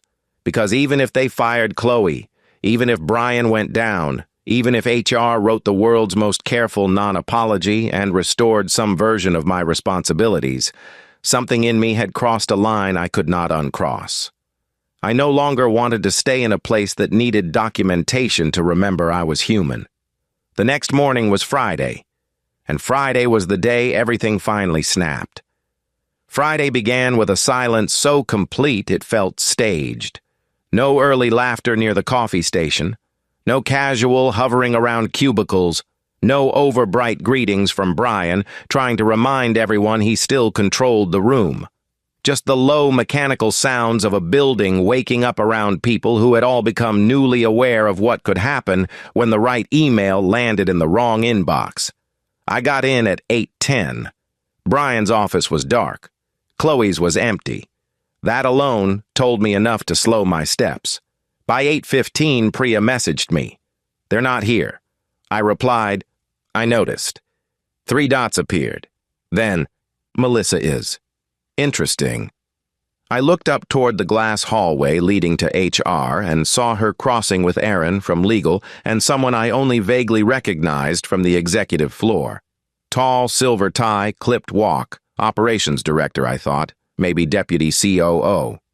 One of those men whose names only surface in company-wide emails and expense approvals. The air changed again, not panic, not yet, escalation. At 8:32, an all-staff note went out to our department from Melissa. Subject, morning schedule adjustment. Body, please note that the 9 a.m. department check-in is canceled. Team members should continue normal work and remain available for individual meetings as needed today. Remain available. That was corporate language for, don't go anywhere. I opened my notebook and wrote, Friday, 8:32, check-in canceled. HR directing traffic. Then I got to work. Not because I was calm, because keeping my hands busy gave my mind somewhere to stand. At 8:57, Derek passed my desk carrying nothing. Nothing. No folder, no coffee, no obvious reason to be crossing our aisle. He paused just enough to say, very quietly, "Security was upstairs." I looked up. "This morning?" He nodded once. "Before 8:30. Then he kept walking. Security. That did not necessarily mean termination. Companies bring in security for all kinds of things. Data access, HR presence, escorted meetings, protecting assets, protecting narratives. But it meant the company no longer viewed this as awkward. They viewed it as risk. At 9:12, Melissa called me in. This time the meeting was in a larger room on the second floor, one with no glass walls at all. That mattered even more than conference room B had the day before. When I walked in, Melissa was there, Aaron from legal was there, and the operations director I had seen earlier was seated at the far end of the table with a tablet in front of him. His name tag from some old internal conference sat half buried under a legal pad. Thomas. Right. "Emma," Melissa said, "thank you." I sat down. Thomas gave me a brief, professional nod. "I'm Tom Riley. I oversee operations for this division." "I know who you are." That slipped out before I polished it, but I didn't regret it. He seemed faintly amused, which I appreciated. Aaron said, "We're continuing our review, and there are a few things we'd like to clarify." I nodded. Tom spoke next, and unlike the others, he did not sound like someone trying to soften the room. He sounded like someone trying to establish whether the floor was still load-bearing. "I'm going to ask direct questions," he said. "I'd appreciate direct answers." "I can do that." "Good." He glanced at the notes in front of him. "Before Chloe's appointment, had you been led to believe you were under consideration for the manager role?" "Yes." "By whom?" "Brian's behavior implied it. He had me covering the role during the vacancy, handling escalations, and reviewing priorities with the team. He repeatedly referenced my knowledge of department operations and directed others to me." "Any formal interview?" "No." "Did anyone from leadership or HR speak with you about the role before the appointment was announced?" "No." He made a note. "Were you aware, before the announcement, that Chloe and Brian were in a relationship. Yes. How? They attended company social events together, and it was widely understood. Widely understood by whom? By the department. Tom nodded once, like a man adding numbers in his head. He asked, "Did Brian disclose that relationship in connection with the appointment?" "No." "Did anyone ask whether he had?" "No." That one sat in the room for a second. He shifted to the next page. "During the period after the appointment, were you asked to perform work that appeared managerial in nature without corresponding authority?" "Yes." "Examples?" "Training Chloe on manager-level tasks, preparing client responses for her to send under her name, being asked to fix cost center and contractor allocation issues entered under her credentials, continuing to field process questions and approval guidance without title or formal authority." He looked at Aaron. Aaron wrote. Tom continued. "At any point did you refuse legitimate work?" "No." "At any point did you attempt to undermine Chloe?" "No." "Did you withhold information?" "No." "Did you ever insult her in public?" "No." That answer seemed to matter most, because this wasn't just an HR conduct review anymore. They were looking at comparative credibility. She said, you said, pattern, intent, tone, witnesses, system logs, written assignments, everything that turns a workplace mess into an internal case file. Tom leaned back slightly. "Do you believe Chloe understood the job she was appointed to?" I thought for half a second before answering. "No." "Do you believe Brian did?" That one earned the smallest pause of my own. "I believe Brian understood enough to know she didn't." Tom looked at me for a long moment. Then he nodded. That was the whole thing right there. The difference between incompetence and conscious misuse of authority. One is embarrassing. The other is disciplinary. Melissa asked a few more questions about the team huddle Chloe had tried to use to publicly reframe me, and Aaron asked whether I still had the original training outline. I did. Of course I did. When the meeting ended, Tom said, "Thank you, Emma. This has been very helpful." Helpful again. But from him, it sounded different. Less like damage control, more like a verdict approaching. As I stood to leave, he added, "For today, just continue your normal work. If anyone asks you about the review, refer them to HR." Understood. Then I went back downstairs. At 10:07, Brian came in, alone. No Chloe. That was the first real signal. He walked in without his usual performance energy. No stopping at desks, no jokes, no booming hello. Just a tight face, a laptop bag, and the look of a man who had been told to remain useful until further notice. He disappeared into his office, shut the door. At 10:14, the phone on his desk rang. I know because the walls in offices like that are more decorative than structural, and when someone is being professionally cornered, every sound begins to travel. At 10:22, I saw Tom walk into Brian's office with Aaron. They stayed there for 26 minutes. The department pretended not to notice. Sandra stared at her screen like she was trying to memorize it. Derek made 3 separate trips to the printer and never picked anything up. Priya messaged me only once. "This feels terminal." I looked toward Brian's closed door and replied, "It might be." At 10:51, the door opened. Tom walked out first, Aaron behind him. Brian remained inside. I didn't look directly, but I could feel the tension rolling off his office like heat from bad pavement. At 11:03, Melissa sent another all-staff note. Subject: Temporary Reporting Update. Body: Effective immediately, all department team members will report operationally to Tom Riley on an interim basis pending completion of the current review. Brian Keller is away from active management duties at this time. I read the email twice, then once more. Away from active management duties. Suspended, but with moisturizer.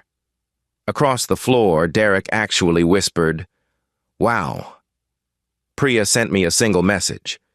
There it is. I leaned back slowly in my chair. There it was indeed, not total resolution, not justice carved into marble, but the first official fracture. Brian had been removed from active management, which meant the company had decided the risk of leaving him in place was greater than the disruption of sidelining him. That is not a small threshold. People think companies act on ethics. They don't. Not first. They act on exposure, credibility, pattern, and cost. And at that point, Brian had become expensive. The more interesting thing, though, was what the email did not mention. Chloe. No title, no role update, no, "Please continue collaborating with Chloe." Nothing. Just absence. By 11:30, that absence had become louder than any announcement. At 11:46, Sandra stopped by my desk with a file she absolutely could have emailed. "Have you seen Chloe?" she asked quietly. "No." Sandra lowered her voice further. "Her office is being packed." I looked up. "By who?" She gave the smallest shrug. "Facilities, I think. There are boxes." Well, that was new. I did not get up immediately. I waited 3 full minutes, then took the long way to the copier and past the far corner where Chloe's office sat. The blinds were partly drawn. Inside, 2 brown archive boxes rested beside her desk. A facilities employee was unplugging her monitor. Chloe herself was nowhere in sight. I kept walking. My pulse had picked up, but not from shock this time. More from the strange unreality of seeing something solid happen after so many days of insinuation and fog. Back at my desk, Priya messaged, "Is it true?" I replied, "Looks like Facilities is packing her office." 3 dots, then, "I need a stronger anti-aging routine. This week aged me." That one actually made me laugh.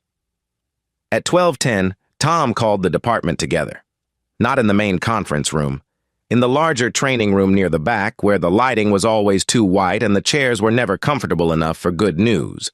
He stood at the front with Melissa beside him. No Brian, no Chloe. That told us everything before he even spoke.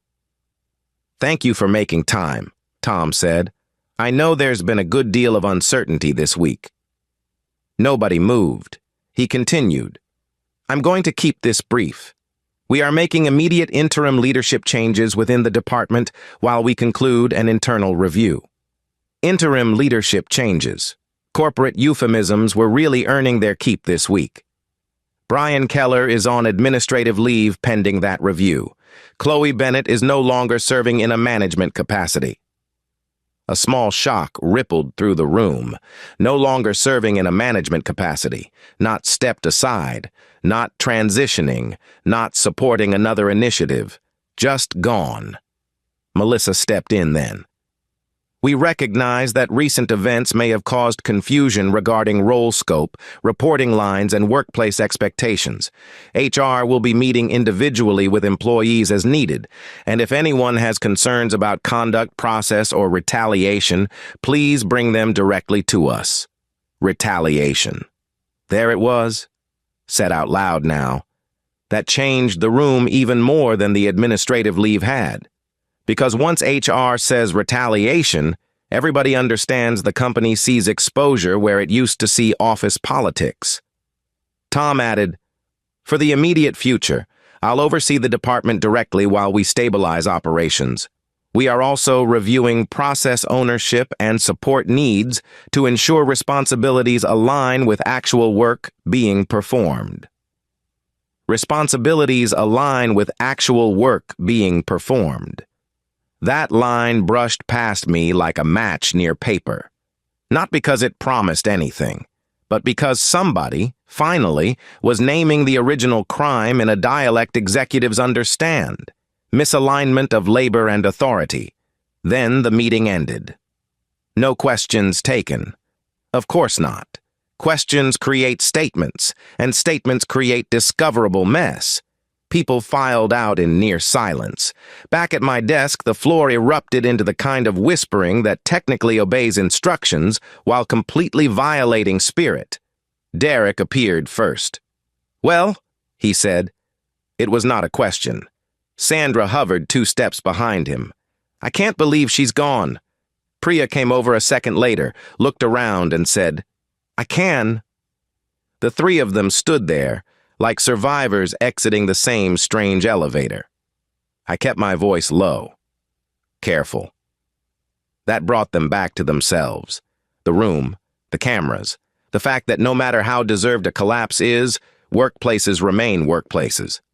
Sandra nodded. Right. Derek exhaled. Still. Then they drifted away. At 1:20, Melissa asked me to stop by again. This time she looked almost humanly tired. Tom was there too. Tom got right to it. "We're working through immediate operational gaps. I want to be clear that no final decisions have been made about longer-term structure. But in the short term, we need stability." I said nothing. Melissa added, "We also want to ensure you're not placed back in an inappropriate dynamic." "Good," Tom said. "For the next week, I'd like you to continue your normal responsibilities, but with direct reporting to me and with no expectation that you perform undocumented management work without clarity." That was a very carefully built sentence. I appreciated every brick in it.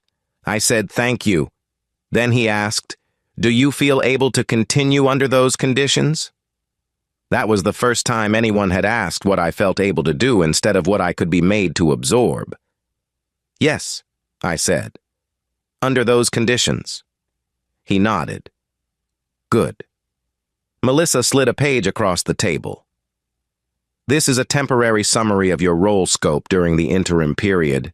If anything falls outside this, come to us." I read it. It wasn't a promotion letter. Not even close.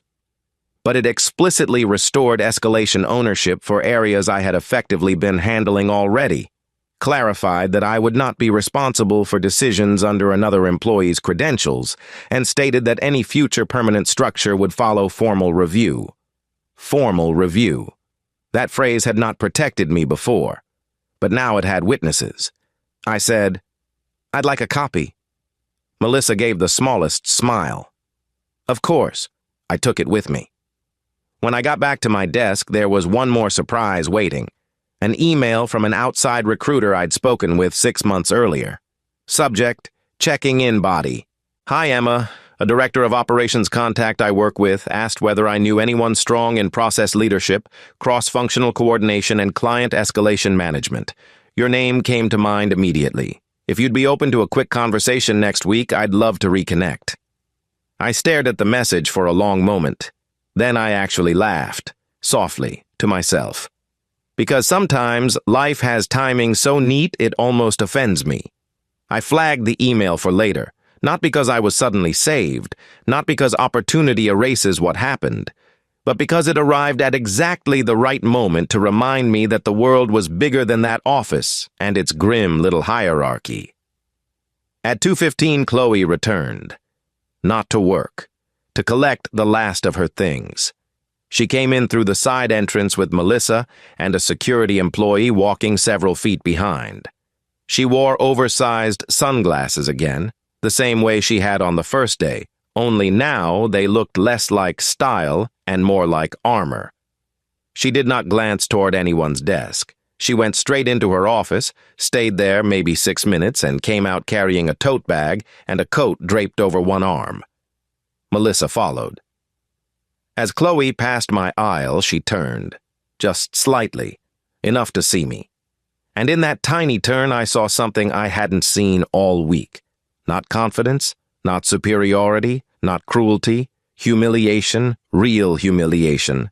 The kind with weight, the kind she had tried so casually to assign to me in public, now finally hanging from her own shoulders. Our eyes met for maybe half a second. I did not smile. I did not frown. I did not rescue her with politeness or punish her with expression. I simply looked back. Then she turned away and kept walking. That was enough. More than enough. By 3, she was gone. By 3:30, Tom had asked me for a status overview on the department. not a rescue plan. A status overview. Current risks, pending deadlines, immediate priorities, and system vulnerabilities. I sent him 4 pages. He replied 10 minutes later.